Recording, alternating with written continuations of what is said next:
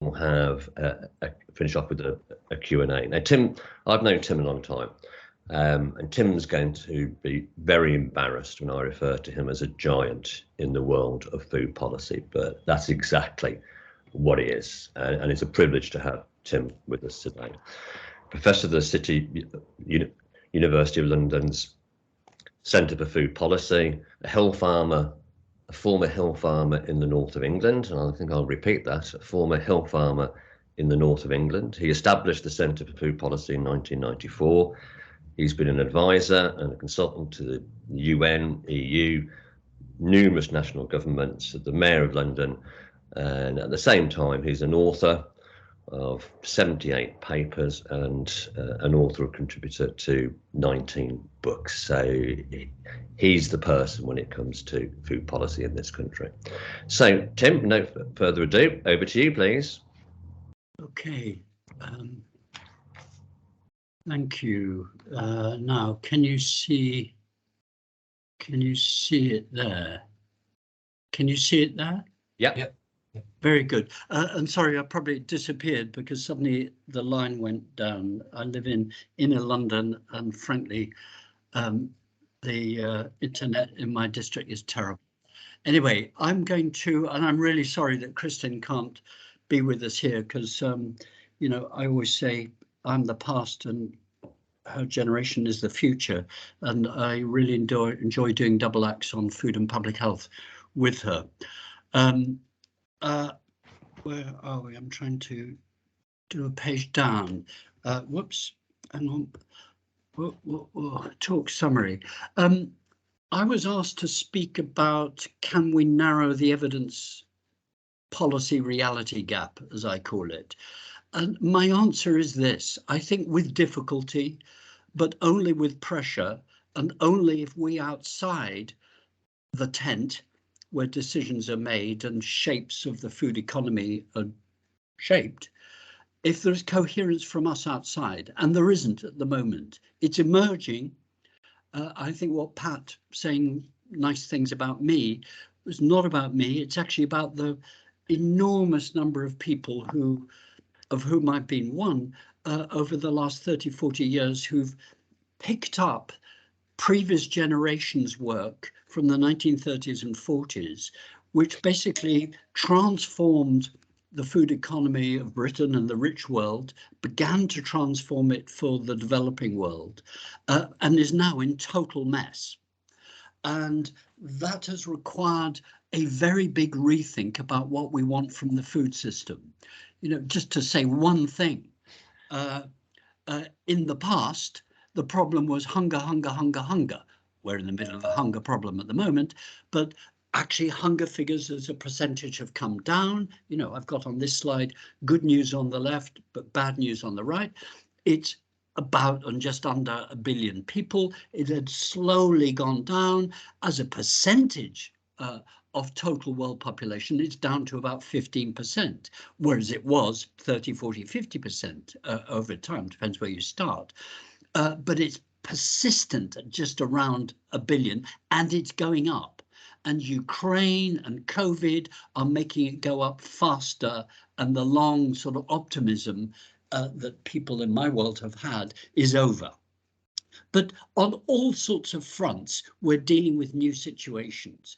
It used to be about producing more food, and therefore making it cheaper. Now we know cheapness isn't the only issue. It is if you're poor, but if you make food cheap, then wages get brought down. So we know that that's used pretty ruthlessly in policy.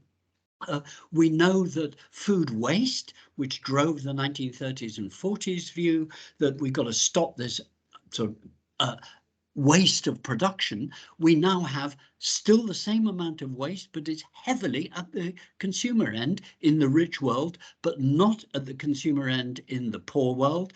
But in the poor world, there's still the problem that we used to have in the rich world in a primary production, lack of storage, lack of technology, lack of infrastructure, and so on.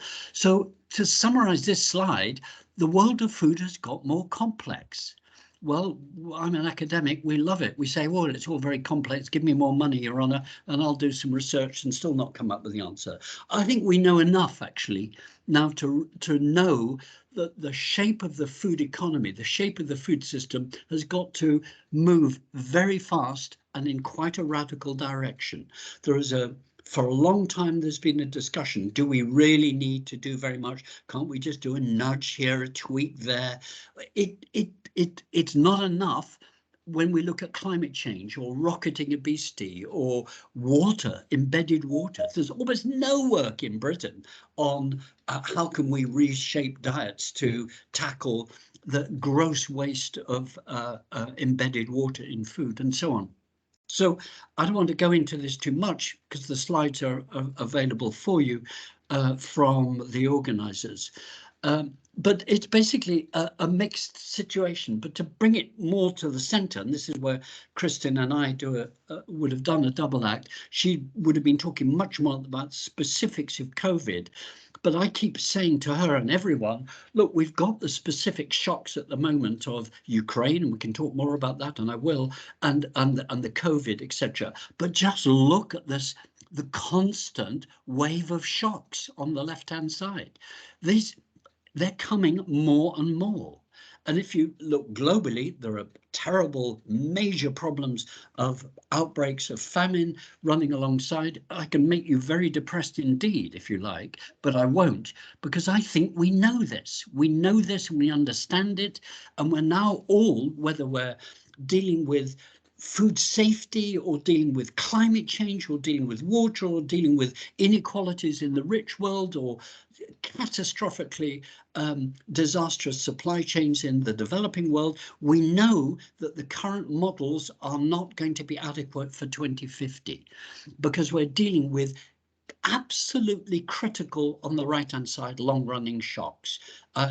They are shocks, but we've normalized them. That's the problem. We're almost assuming these are actually what we now assume. This is a heavy text, but you can look at it later, and I've put in red the key things. I'm basically saying the food system is creaking. Let's use that sort of analogy. The challenges are complex. We're in what I call the first bullet point, a slow-moving but normalized ecological public health crisis. Pat wrote a very lovely paper for a special issue of Public Health, the journal Public Health, with John Middleton and people about the lessons of Sandwell, etc., etc. All the time we're trying to understand what's the relationship between human health, public health, and environmental or ecological public health. So we use this term ecological public health to paint the picture of the interconnection of social and political and economic realities with environmental, with human realities. And the acronym in that first bullet point, UPF, says ultra-processed food. This term coined by the Brazilian team around Carlos Monteiro for basically high-fat, sugar, salt foods. And the rocketing of production of those sorts of goods. And Britain, as I'm sure you all know, consumes the most ultra-processed foods of any European country. And so the conclusion of almost all studies that look at this big picture, whether we look at the national level or the global or the intercontinental level or the regional in the sense of European level, or African level, we know that we've got to begin what the Eat Lancet Commission called the Great Food Transformation for ecological public health. And the problem there we have constantly, and Kristin Bash and I agree on this, is that the elephant in the room, if you like, is consumers. Consumer behavior on food accounts for 26% of global greenhouse gas emissions alone. If we don't deal with this and deal with it very quickly, frankly, the unstoppability of distorted climate change and public health will continue. All of this you know. What's the state of UK food policy on this? The short answer is not much. In 2007-8, the oil and commodity crisis shook the then Labour government. I happened to be involved. I was a government commissioner on sustainable development, so I had an outside track of the inside track, if you like, inside it. And suddenly there was serious state engagement. Cabinet Office strategy reports called Food Matters, 2 of them, analysing that we had to do something because Labour basically thought it had sorted the problems by setting up the Food Standards Agency, helping create the food safety protection regime of the European Union, and the Oneless report, thinking, well, we've got to anticipate problems about obesity and so on to save the NHS. The reality was that they hadn't thought enough about production. And to cut a long story short, by 2010, I'm in the middle of the slide here, had come up with, after 3 years of reviews, etc., come up with a strategy known as Food 2030. If you search for it on the web, you'll have a look at it. It was an integrated ecological public health strategy. It had targets for national security, for food security, both in the sense of how much food should Britain be producing, but also targeting inequalities and so on. And then along came a new government, threw the whole thing away. And 12 years later, we still have nothing. Essentially, the Conservative government, and I'm not being party political here, because that's up to the people, but the Agriculture Act that we've got post-Brexit says next to nothing about food. The point of land for this government, the English government, is that it's about biodiversity. Now, you don't say to me biodiversity is not important. We actually need to be eating biodiversity to get it into the field, not just at the edge. And we've got to think about biodiversity as we grow and what we do with it.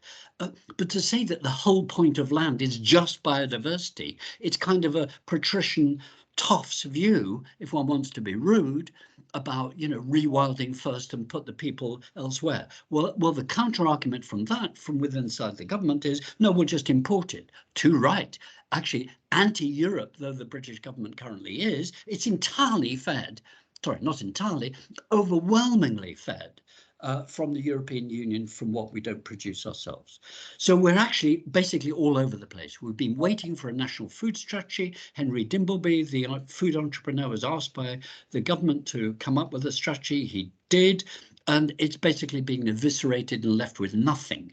And now we've got the Ukraine invasion, where the Secretary of State for Environment, Food and Rural Affairs said it's got nothing to do with us. And I was with him a fortnight ago when he said, we are not going to have any new legislation. So we've left Europe. We're importing food from Europe. We're now actually waving in food. We're not even doing the so-called taking back control stuff of inspections, and we're creating a diabolical situation in Northern Ireland. So it's not just a fragment, this slide is very polite, not just a fragmented food policy. I think it's a very dangerous food policy, because it's a non-food policy. Now, having said that, the day before the Christmas weekend, on December the 22nd, what a good time for maximum publicity, the government published the report that it didn't want to do, but the House of Lords made it when pushing through the agriculture bill, to do a review. We used to have yearly reviews of the food system. We now got a 3-yearly review. It's a very interesting document. I've put the link there. You should all have a look at it. Basically, by value, we import nearly half of our food. That is an extraordinary situation to be in. And the argument historically in Britain has been, well, we're rich, we can afford to import it, and so on. But there are all sorts of things that underlie that. For example, the migrant labour dependency, not just in farming, where actually Ukraine provided 2/3 of all the farm work that was allowed in as migrants last year. And for some reason, I can't think what it is, they're not coming this year. So planting has gone down of what little horticulture there was. And I constantly say to people, fellows in public health, it's horticulture we need to focus on. And the problem there is that horticulture is very weak, but we could come back to that. But meanwhile, the number of UK adults, the number of households going up into food security as a social and human health problem, I just put the Food Foundation's latest survey, which has shown a 50% plus increase since January to April of the number of households going without food or adults going without food. It's now into 7-8 million people being affected, 2.3 million children. And I'm sure I don't need to convince people on this call, food banks are not the answer, can't cope, but that is the only policy answer at the moment.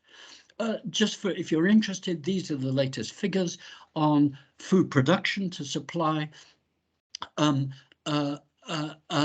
you can see where our food comes from. You know, the current Conservative government just can't wait to do a deal with the US. I think it's reliving a fantasy of Lend-Lease in the Second World War. Certainly President Biden's not going to do that while Northern Ireland's in trouble. But in 2 years' time, if Trump comes back, who knows what it'll be. But that would be long distance food instead of short distance food, and instead of growing more that we could here ourselves, not out of some petty nationalism reason, but because everywhere food needs to be produced sustainably without building in unnecessarily ecological damage. I can talk more about that, and if you're interested, I spelt it out in enormous detail in my book Feeding Britain, which came out with Penguin on the first week of lockdown and sold out in a week as a hardback, and then came out in paperback last year and is now on its third or fourth print. So there's a lot of data there, but accessibly done. Essentially, this is where we are: over-consuming world versus under-consuming world. I won't spell it out, you can look. If we look at the UK, here on the left is Hall and colleagues' really excellent and important paper in Cell Metabolism 2-3 years ago, of just looking at the rapidity of change, the physiological changes that happen when you, this was double-blind trial, a very small number of people, but just remarkable quick impact of what happens when people shift to an ultra-processed diet dominated diet. And we see this rise in on the two, that on the left, by the way, was done in the States. The middle and the right-hand columns in this slide are UK. We just see this rise of overweight and obesity. And we've got the highest ultra-processed food consumption in Europe. And there's health inequalities gap, all the things that you know. If you're interested, I write papers on things that really the left-hand figures show, which is just the instability of food prices. Where they're rocketing at the moment, they go up, they go down. This is a bad situation for the dynamics inside the food system. That maybe doesn't interest you. It interests me enormously because the price signals are not capturing true costs, and nor are they delivering stability. And the one thing you need in a food system is stability. And some price stuff from which very interesting price covering you can look at. Globally, this is one of my favorite data sets, 60 years old now, from the FAO, the Food and Agriculture Organization of the UN. And you can see the picture I told of how the post-war reconstruction of investing in more output, fertilizers, pesticides, what we now call the intensification of agriculture, it worked. In real terms, prices came down. Then they stabilized, and now since basically 2010 and that oil crisis I mentioned, 2007-8, the new normal is volatility. And that's where we are. And that's why Ukraine is, for a Secretary of State of Britain to say that Ukraine doesn't matter to us because we don't import anything from them, just showed the illiteracy, frankly, and the poverty of not just our people, but the poverty of thinking and understanding in government. It's really deeply upsetting for people like me, and I hope for you. On the left-hand slide, from the same data set, but in more granular basis, just look at how prices are going up. This is on world markets, so 10 to 15% of food in the world is traded between nations across borders, in other words, across regions. Look how it's rocketing. And it varies by sort of commodity. Look at vegetable oils. That's a major hit there. These are just in the last year, by the way. The previous run that was over 60 years. This is over the last year. Okay, what are we dealing with here? I have to go a bit cerebral here, forgive me. I'll do it quickly, but it's to flag it. You can look at some of these details later. I think we in public health need to be thinking about food as hard power, what happens when food becomes a weapon, and food as soft power, how we control people through food, and how there is a deficiency of democracy about food from below, instead of which basically even a rich country like Britain, uh, uh, people are actually in a very dependent situation. And there's a long history to this of food being used as power. The Great Irish Famine, the Bengal Famine, wonderful, brilliant accounts of those, as I'm sure you know. And now people like me used to read voraciously about the bottom 3 lines, or the bottom 2 lines, USSR and China. And I put some things there. These are the Irish famine on the top photo, bottom left, the Indian famine. And this is Mariupol. This is the port through which most Ukrainian grain and oil went. And I mean by oil, it's edible oils. That's it. That's a photo a month ago. It's basically the Soviet Union understood the importance of food as something to control populations because they had been controlled. And that's why Hitler invaded. That's why Stalin went back. And taking the ports was so critical because you eviscerate the Ukrainian economy if you stop the export potential of its grain. It's in the top 5 grain producers of the world, and its edible oils, rapeseed oil and sunflower oil.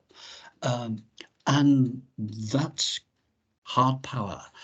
I won't look at this, you can look at it later, but basically Ukraine is destabilizing grain markets of 50 countries, some really seriously, and it's why in the UN there is genuine, not panic, but genuine alarm about where it's going and what might be happening. The World Bank expressing, you heard the Bank of England governor yesterday. I assure you his apparently sort of extreme position he was taking actually is not extreme at all. Food as soft power, I will do this quickly. Basically, the Brits got taught to queue, to know their place in World War I, and we're still taught to know our place in food banks. And the humility and indignity, and it's nudge behavior. It's why I'm against nudge. Jeff Rayner and I wrote a paper in the BMJ against nudge. And I'm glad to see the Financial Times actually came up with a big article last week saying, has nudge really been overhyped? The short answer is yes. What we're seeing in the food system at the moment is the macro exertion of power. What do we need to do? Well, I am someone who is arguing, and if any of you read or got my Penguin book, Feeding Britain, I say part of food resilience and food security must be to resurrect the thinking that we call in my world food defense. Emergency planning. We can do better than emergency food parcels. We need to apply the Civil Contingencies Act 2004, which suggested annual monitoring and does it very badly. Again, I demolish what is happening, though I say it myself in my book around the Civil Contingencies Act. We're supposed to have resilience forums. They do exist. They're weak, ill-informed, and lacking in local preparation on food. Kath Delmini of Sustain and I wrote a letter to the chairs of the resilience forums because we're on the London Food Board advising the mayor. We were for Boris Johnson, we are for Sadiq Khan. And we were deeply, deeply unhappy about the state of readiness, how right we were. COVID exposed it, actually, but the government says everything went very well. It didn't go well at all. Food poverty doubled and is now going up again. And we also, in hard politics terms, frankly, Britain is in a very weak position. I would not have expected 25 years ago that I spent hours trawling through Defence Committee and military accounts of the state of the British Navy and border, but I did it for you, and it's all there. Basically, Britain couldn't organise anything, and we see that in how it can't even stop migrants. But one good point, by the way, at the bottom, national cybersecurity, in my book, I call for a doubling, massive increase of the National Cybersecurity Centre. Why? Because the modern food system is entirely dependent upon cyber logistics and satellites. If you really want to take out any country's system in the rich West, you deal with cyber stuff. And we're seeing soft play of that emerging. If you're not aware, don't want to alarm you, but there is an amazing amount going on of malware, ransomware, and so on. I dip into that world, and was talking with people from the National Cybersecurity Centre and arm's length people there. And companies are taking it very seriously. But in public health, we're doing nothing on that. We should be in there and asking our public health questions. So I think our position is to try to use the policy architecture that we've got, and I've put some at different levels. There are very interesting commitments at the city level. Even in Britain, we're drifting at the national level, but the Climate Change Act keep on giving us a steer about what we should be doing. The Committee on the Climate Change keeps on saying we've got to reduce and alter meat production and meat consumption, and then nothing happens because that's not its job. And as I put at the bottom of the slide, we really do need legislation post-Brexit, and we're not getting it. And there's got to be some politics around that. And if Kristen was on the call, she and I are on and Pat as well, Pat Saunders, are on the Food SIG Special Interest Group of sorry, that's my cuckoo clock going off suitably. We need legislation basically to fill the gap. We need clear faculty messages, I think, to political leaders. I think government coherence is lacking. I'm trying to say that. I mean, part of my job as a policy analyst has been to try and track and get a grip of different positions in the policy world. All of whom are vying for political dominance. I mean, there are Armageddonists. I'm not one. There are light, dark, greenists. You can look at all of these. I think the titles I've given them are self-explanatory. I think for us in public health, we can take a very sophisticated position of knowing there is need for systemic change at the same time as knowing I may be the director of public health or a public health consultant in my area. I've got very little money, very little I can do, but I can do some things. And the point is to make them join up, make them have more sense. We teach on our masters, or used to when I ran it, at our centre, where we still run the world's only Masters in Food Policy, although it's creeping up everywhere nicely, an exercise of doing 3 minutes with the minister or 3 minutes with the Prime Minister. This is my 3 minutes. We need to grow more of what we can, if sustainably. We've got to rethink the connection of humans to land, more land for trees, less for farm animals, releases that. We need to absolutely massively, third from bottom, increase horticulture and do a long-term investment in skills and training. And I was born in Lincoln. Lincoln is the good land for horticulture is below the sea level. I've got a map I'll show you in a moment of what happens when sea rises. We're expecting possibly a metre rising. We've got to move horticulture up the hill, basically. And don't think you can only grow it in the fens. You can have horticulture up hillsides. We've got to redesign the food system around ecological public health. For me, a critical issue, and Kristen and I are on a working party being set up by the faculty and we hope we will come up with thoughts for sustainable dietary guidelines. We can't just say to people, eat this for your health, and say nothing about carbon or embedded water or biodiversity or the like. We've got to get a grip of food processing and market controls. The way the government has turned off a very weak intervention, but welcome nonetheless, about marketing and 9 o'clock viewing sheds is really shocking. But I think the bottom bullet point for me is becoming more and more important. We've got to build civil awareness. We've got to revamp resilience forums to include all of that I've been talking about. Ukraine ought to be a wake-up call for this. And here in one slide is why Britain ought to be doing more. We've got 8.7 million hectares of land in Britain, of which about 6 million, that's a third, is croppable. Now, mostly that's grass, animals, putting it on, sheep, cattle, etc. But look at the arable bits. I've broken that 4.5 million hectares. Overwhelmingly, that cereal production, by the way, is going for feeding animals. Look at horticulture, a tiny 165,000 hectares. I mean, it's piddling and small, as Peter Sellers used to say. That ought to be doubled, trebled, and so on. I think there are people experimenting. One of the 5 million reasons I'm a fan of John Middleton and what you and he all did in Sandwell was that it was that wonderful horticultural experiment taken through the mental health budgets that you had. Here is a brilliant senior civil servant of mine and ours at City University in London. She's left her job and gone and set up a community enterprise in Greenwich. This is in a park in Greenwich, now 2 acres, of rebuilding food skills and tapping into people's desire to work on the land, but not to go and work and live in a caravan and be exploited a la migrant. We've got to be thinking about this and building on these experiments. Here's, I said about flooding, grade 5, Britain has 5 grade systems in land. On the right of England and Wales, you can see the blue is grade 1, that's the best. That's the land which is going to get flooded, basically. If we don't start dealing with that, the potential, and start moving uphill, as I say, we're going to be very troubled. If you look at the latest, this is literally approved last year by the Environment Agency.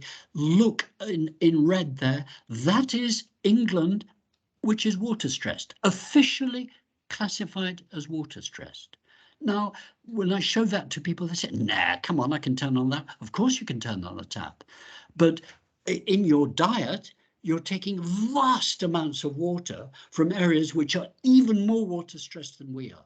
The fruit and vegetables from Spain, for example, is water stressed. It's from areas which are diabolically affected and are going to be desertified in the next 20, 30 years. We have to think about water.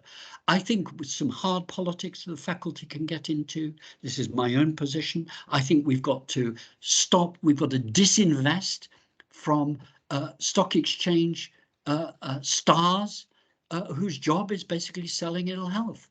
Unless we have clear sustainable dietary guidelines, I don't think we stand a chance of applying those. We need to be saying, okay, you in Unilever, you in Nestle, you in Danone, all of these companies in our pension funds, they need to be audited for their public health output. And in one slide, this is what I think can be a template for how to integrate this in policy terms. We need to link health, social values, quality issues, environment, economy and governance to aim at the middle, sustainable diets from sustainable food systems.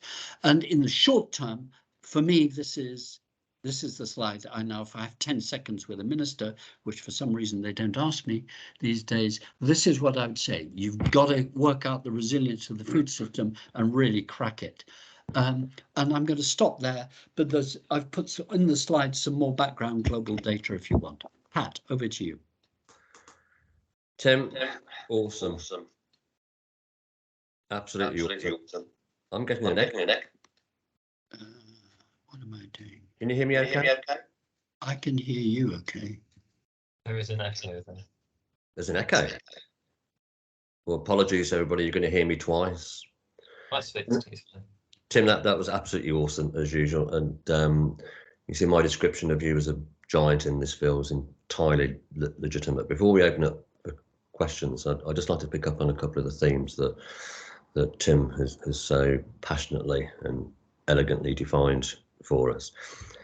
That Tim's presentation today, in my view, that should be the basis of our national food policy, and it's absolutely no coincidence that Tim is not allowed the ears of ministers, because they know what he's going to say, and they don't want to do it, despite all the overwhelming evidence that Tim has outlined for many years ago. They're ignoring the evidence, and I'm not making a party political point here, but this is exactly what's happened. You're absolutely right, Tim, about having food banks in this country is a national disgrace. It's shameful, and it ain't working. Now, I helped run a food bank in Quinton in West Birmingham, and we've seen demand grow dramatically, of course, during COVID. Then it started to stabilise, but since we've had the cost of living crisis, it's gone through the roof again. And it's not just the same people we're seeing. Trussell Trust food banks have a policy of people only being able to access food from the food banks in the voucher system for 3 occasions. And once they hit 3, then there has to be some form of intervention. We suspended that to a degree during COVID. But 3 weeks ago, and we routinely feed 120, 130 people every Wednesday in one small part of West Birmingham. For the first time ever, 3 weeks ago, up until then, we were actually having trouble storing all our donations. So some of the big supermarkets are very supportive. So they're very generous in their donations, as are members of the public. So one of the positive side effects of COVID is it actually has brought out the goodness in people. But for the first time ever, we ran out of key staples at the food bank. We ran out. And we had to go and spend over 300 quid on basic essentials like pasta, like canned tomatoes, what have you, soups, whatever. On that morning, we had to go out and spend 300 quid. We also, for the first time as well, we don't normally distribute fresh food, but if we get a significant donation, then we'll offer it to folk. We had clients turning down root vegetables. So perfectly fresh, in date, good quality potatoes, carrots, broccoli. They were turning them down. And it wasn't, as some government ministers alluded to, they didn't know how to cook them. It was because, and quite rightly, they were worried about the cost of cooking them. There should be national uproar at this. This nonsense of 30p meals. There's good evidence, it has been for many years before COVID, that it is actually cheaper to go and buy a deep fried takeaway or a pizza from your local takeaway or deep fried chicken than it is to go out and buy fresh food if you've got access to it and cook it. Once you factor in the cost of energy, and that's before the most recent energy hikes, it's cheaper to go to the takeaway. And it's no coincidence that these establishments are clustered in poor areas, because poor people are clever with money, despite what some politicians are saying. They are good at budgeting, and they know it's cheaper to go and get a takeaway. And what we did some research in Sandwell, where we looked at the quality of takeaways, and there was some disturbing data that came out of that in terms of saturated fats and salt and sugar. But the one thing that really struck me was when I saw the lab results. We were buying classic takeaway foods from all over Sandwell. When I saw the lab results, I was taken aback by the portion weight, the sizes of the portions. Now, most of the evidence, published evidence in this field is from the States. And I'm familiar with that evidence. And I thought, well, that can't be right, because the portion sizes here seem to be bigger than those that have been reported in America. And I've been to America, so I know what their portion sizes are like. So I rang the lab to ask them if they got the decimal point in the wrong place. No, they hadn't. And it dawned on me what was happening here is that these small, particularly the small independent mom and pop type places. It's a very competitive business. They were competing on portion sizes. So they were throwing in extra chips or an extra slice of pizza. So to encourage repeat business. And poor people aren't going to waste that food. So it's inevitable that these fresh food deserts encourage levels of obesity, and it's something that we should be absolutely ashamed of. And one of the things that I thought, and I've been proven wrong here, I thought one of the unforeseen benefits of COVID was that for the first time, people in general and politicians in particular would understand the value of public health. They'd understand what public health is about. It's about health protection, it's about health improvement, it's about healthcare public health, it's about the environment, it's about reducing deprivation. And we saw very clearly in the data that COVID was disproportionately affecting poorer people. So I thought that one of the legacies of this is that subsequent governments of any stripe will be investing in public health. And what's happened? What's happened is, firstly, the public health system has been broken up into different component parts. Which is a catastrophic thing to do and goes against all the evidence. And secondly, the public health budget's been reduced by 20%. So there are going to be redundancies now.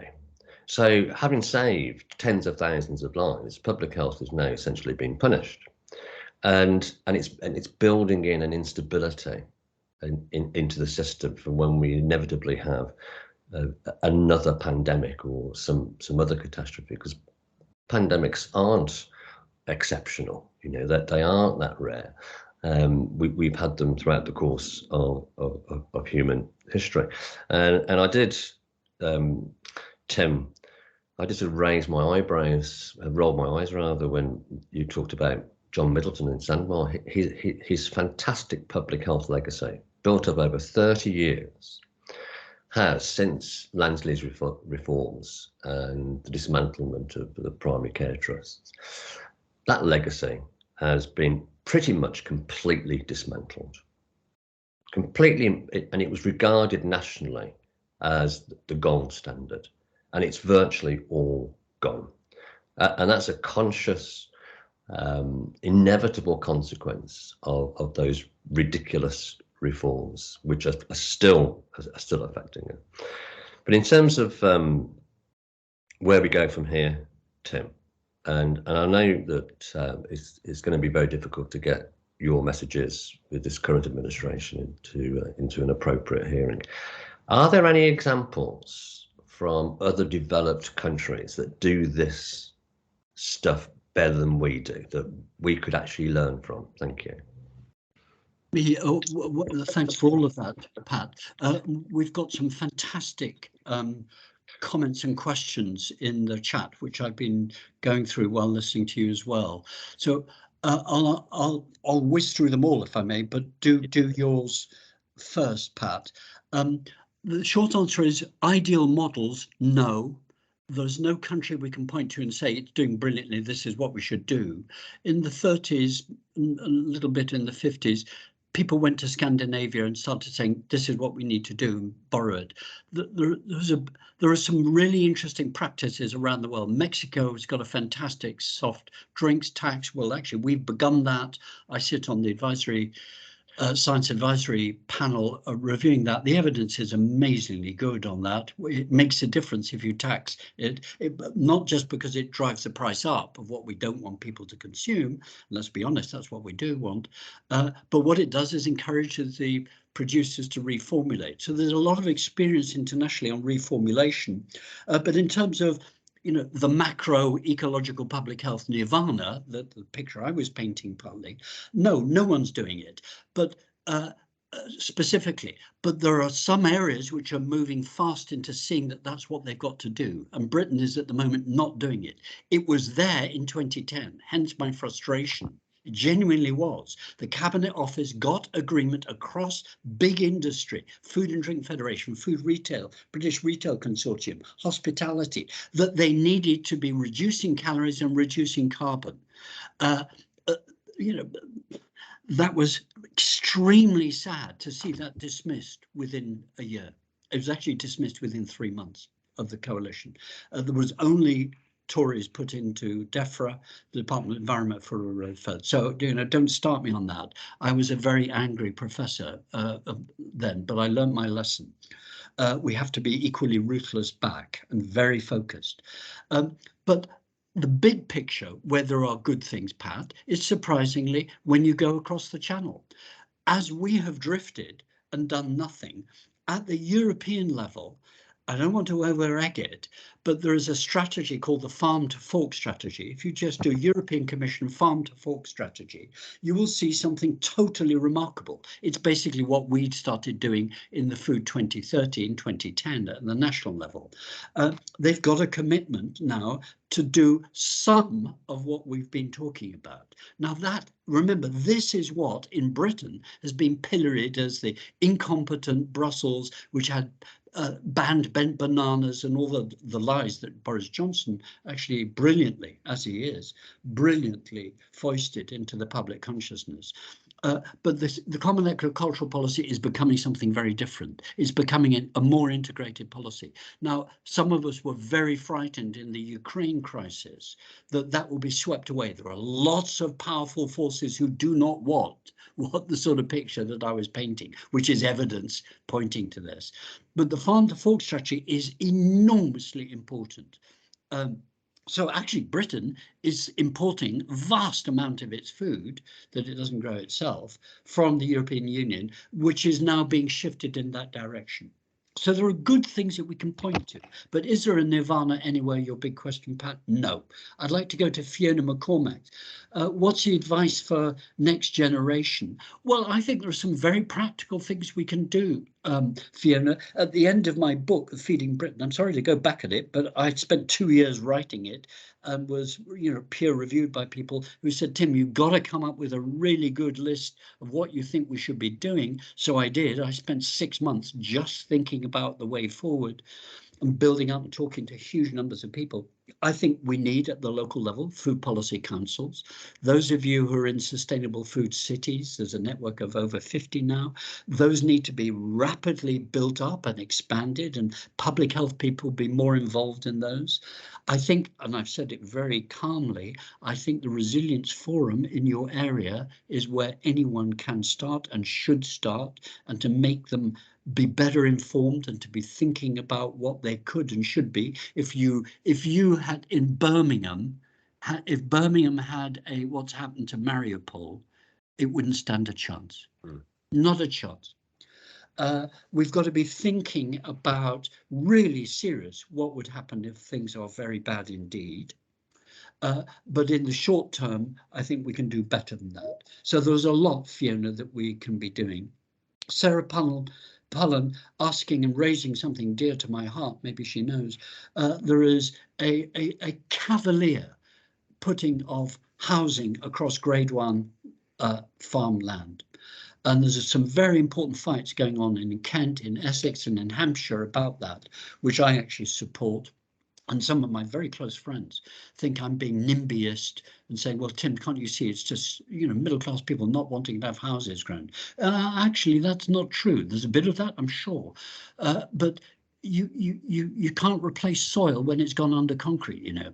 You have to take food growing capacity very seriously. And Sarah, in your question, you say carbon offset purchasing. I mean, I think this is very key politics. And I wrote a piece I write for the Spectator, the right-wing magazine. I'll write where anyone wants me within limits. And I wrote a piece about this in the New Statesman last week.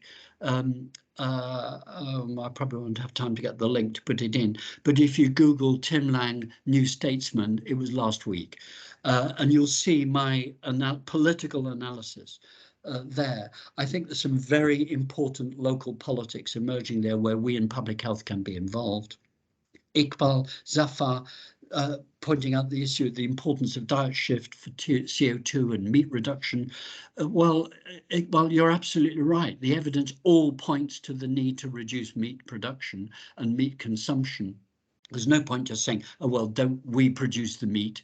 Or Britain's very good at producing meat, so why don't we just produce the meat? Actually, a position of the Irish government. Actually, I think what we've got to do is really tackle this issue of dietary shift as being good for the environment and good for public health. And for me, the failure of COP26 at Glasgow, although there were good and interesting things went on, the failure was it did not address consumers for reasons I understand. The politicians are scared witless of being accused of being nanny state.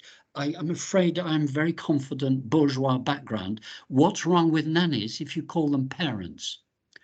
The answer is the parent state is what we all need. Professors of food policy do not have control over their own diet. We need an infrastructure. That's why we are practitioners of public health. It's not, cannot be reduced to individual choice. So really the public needs help. And when study after study goes into asking the public about these issues, they say, why weren't we told this? You know, they think the environment is David Attenborough. It's actually in our mouths every day is shaping the environment. Food's the biggest driver of biodiversity loss. The biggest driver and user of water on the planet is food. So you're absolutely right. So I think we in public health actually have a very important role in the coming generations. Back to Fiona's question about the next generation, about reshaping diets. The partner of my grandson is just becoming a dietitian, and I've been berating him and saying, you know, this is your role now, is actually helping that dietary shift. And particularly working in, you know, the middle classes think they're doing the right thing. They're not, no more than anyone else. Anna Morris, GDP is a driver of ill health. Is it the good indicator? Well, we know it's not. Gross domestic product is not the key indicator that we need to have. Tim Jackson, a wonderful professor of sustainable development at Surrey University. If you just Google him, Anna, if you don't know his work, there are really good, better indicators, sustainable living indicators. And at one point, Gordon Brown, when he was Chancellor of the Exchequer, actually started seriously going into that, but it's not taken seriously enough. But if you're interested in that, it's really rich intellectual territory for us in public health. Then just two more comments, Pat. Jeffrey Asalu, the cost of food, prices rocketing. Well, that's where we are now. You know, people like me, Pat, I think most of us on this call have been champions of the shock, of the dreadful, shameful situation of rising food poverty and the inadequacy of food banks. You know, good intentioned though many are. It can't deal with this. The only short-term answer to rising food costs is more money, more income. Because we know from famine studies in extremis through to rich people becoming poorer and their diet getting poorer, it's income that drives food consumption. And the central problem in food and public health is that food is a flexible item in the household. It's what is used to spend on everything when everything else has been paid for. So you have to ring fence that, which is why we need sustainable dietary guidelines to cost them, and then that be minimum income standards. Peter Kernow, how to reframe the arguments. Well, I think it's doing things like this. You know, I'm 74, I'm retired, I should be enjoying myself, instead of which I've got a curtain drawn here and I'm talking to total strangers with some exceptions, because I think this matters. We're doing this and we need to spread this outwards. That's why I think we need organizations, you know, we call these food policy councils, where networks of people get together and build those social relations across the profession, across localities, to build a discourse, to use that ghastly word, of where we talk about this, not just to say, oh, isn't it shocking what's going on with food poverty? Let me take more tins to the to the food bank when food banks are getting less food because people who gave the food are themselves suffering from it, and because incomes are being squeezed by 10% rise. You know, this is macroeconomics. So, you know, how can we do something, Peter? Wow, these are all very big questions, by the way, Pat. I'm trying to do my best in very digested form to say, look, we can address that. And if you want the big version of answering this, I spent 2 years at my desk, 2 floors above my head, on my own, really trying to summarize what is the data on this and what's our collective experience. We were, when I started my book, the 5th richest economy. We're now the 6th, and we're going to get poorer. We're still rich, but we're not dealing with it at all well, and partly that's got to be dealt with by the governance issue. I'm sorry to be boring and policy wonkish, but unless you have the institutions of governance correct, you're not going to deal with it. Let me just end on a really hard note at the moment. You will note captains of food industry emerging in your media and saying, it's terrible what's going on. They don't want to be blamed for it, and they know they will be. And that is actually very interesting politics, very interesting politics. But unless we're organized, and I think the local level is very, very important. You know, my local is London, you know, and we're having huge, I'll be very honest with you, we've had huge internal battles about not being marginalized and knowing actually how dire things are. The good news, because we hung on in there, where now, you know, the mayor downwards, there is serious alarm in London about the vast growth of poverty. And don't fall into that north-south hackneyed Disraeli analogy. You know, London's got some of the poorest regions and bits of the UK. You know, poverty amidst wealth. So there's lots that we can do, but I think we need to be clearer. And what I tried to do in my talk, and Kristen would have added much more detailed stuff. It's a real shame. You know, I say it again, Kristen and her generation is the future, I'm the past. But I've tried to write some of this stuff down. If you want to, you know, my book is a Penguin paperback now, for God's sake, you can afford it, borrow it, get it. And look at the last part. The first part is the history of how we got into this situation, the politics of that. Second part is 12 chapters of what I think 12 fissures in the landscape of food of Britain. And the part 3 is, well, what are we going to do about it? And I have basically, as Henry Dimbleby said to me, Tim, you have 33 recommendations. I said, I do, and these ought to be your recommendations. But he couldn't, he didn't, he chose to not say lots of things that should be said. He said nothing about labour. He said nothing about food security. He said a certain amount about food poverty, and he's being dismissed by the government even on that. It's shocking. They don't even follow their own advisors. And on that bombshell, Tim, thank you once again for contributing to my CPD, because it always does. So everybody on the call, you've got some great contributions for your own personal CPD, and thank you also for reminding me that Zafar Iqbal is on this call. Chris, is it possible to get Zafar on the camera, because I'm standing down. My term as West Midlands board member for the faculty finishes next month, and Zafar will be taking over for the next 3 years. So it'd be nice if colleagues could see Zafar and you could say hello. Is that possible? He's there. And by the way, Anna, I've just seen your thing. I spent 4 years of my life on the Eat Lancet. So it's lovely for you to see that. I mean, we mapped it. It's doable. This is all doable. We can have biodiversity and food, but not if we eat like the Brits do. Chris, is it possible to get... I've just enabled the camera and microphone for Zafar, so if you're there, Zafar, yeah, here he comes. Put your camera on, Zafar. Who's there? I'm just about. I'm trying. He's in Venice. Yes. Venice or Croatia or something. Zafar, hello. Hi. This is our new board member. He was Continue. overwhelmingly, he won the election overwhelmingly. It was a landslide election, and he's a dear friend of mine and former colleague, and he'll be an outstanding local board member. So he'll be Zafar. There'll be a seamless transition at the end of June. great to see you, Zafar. Good to see you, but I hope you'll continue with your work with Chad, and Oh yeah. Absolutely. I mean, you've pulled together. I mean, just a absolute legend in the world of public health and food in particular, like Tim Lang. That's amazing. What a fantastic talk, really, Tim. There are so many things there. We could continue this on forever, really.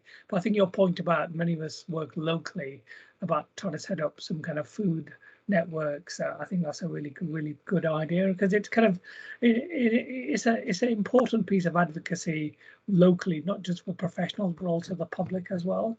I think we need to be able to get the public behind us. And your point was that the politicians will often act if there's a political will there. And politicians follow. They follow. Politicians follow. Exactly. They don't lead. You've got the medium through the resilience forums. To honestly take it from me, I knew the woman, a very interesting woman, a spook actually, from the Ministry of Defence, seconded to the Cabinet Office, who helped get that. It was all designed around dealing with the milk strikes and things with lorry drivers. They're suddenly seriously taking, could Britain's food supplies be disrupted? So they actually set up some really interesting mechanisms about civil society generally, but we're not using them. And they should be working on food. So you've got the mechanism, you've got the institution there, breathe life into it. Excellent. Chris, before we wrap up, is there anything you want to say about the upcoming webinar? Sorry to interrupt you, Zafar. I was leaping in. You were making me excited. Fatal. Those are that often hear in the same sentence, I have to say. Zafar and excitement, you mean? Patrick. Meant me. I'm going to go. I've got to go, believe it or not, to do another talk. Tim, thank you so much. Thank you very much, everyone, for coming too. Awesome. So there you go.